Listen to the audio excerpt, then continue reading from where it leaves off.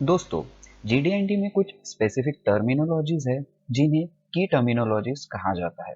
इसीलिए उनका हमें पता होना काफी जरूरी है, क्योंकि अगर ये टर्मिनोलॉजीज हमें पता ना हो तो जीडीएनटी को अच्छे से जानना और समझना काफी मुश्किल हो जाएगा।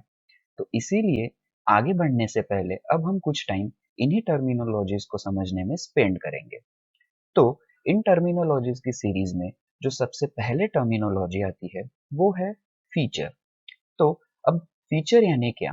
तो दोस्तों, फीचर बस एक जनरल टर्म है जो कि किसी भी पार्ट के फिजिकल पोर्शन को दर्शाने के लिए इस्तेमाल होता है, जैसे कोई सरफेस, होल या फिर स्लॉट।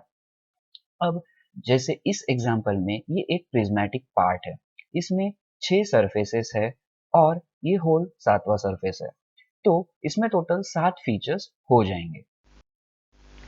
तो दोस्तों, अब हम ये एक एक्सरसाइज करेंगे, तो कृपया आप वीडियो को थोड़ी देर के लिए पॉज कर लीजिए, अपने वर्कशीट्स को निकाल लीजिए और आप ट्राई कीजिए कि इस पार्ट में फीचर्स को आइडेंटिफाई कर सके। दोस्तों, कई बार ऐसा हो सकता है रियल लाइफ एप्लीकेशंस में कि किसी पार्ट में एक से ज़्यादा फीचर्स हो सकते हैं और उसे हमें एक सिंगल फीचर की तरह ही इस्तेमाल करना पड़ सकता है। जैसे कि ये जो एग्जांपल है, इसमें ये एक सिलेंड्रिकल फीचर है, ये एक कोनिकल फीचर है और ये एक फिर से एक सिलेंड्रिकल फीचर है। तो अब हम इन तीनों फीचर्स को एक सिंगल फीचर मानेंगे, जिसे हम कहते हैं कॉम्प्लेक्स फीचर। इसका इस्तेमाल कई बार हो सकता है। दोस्तों, अब कई बार ऐसे फीचर्स हो सकते हैं जो कि बीच में से बटे हो, लेकिन हमें उसे सिंगल फीचर ही मानना है।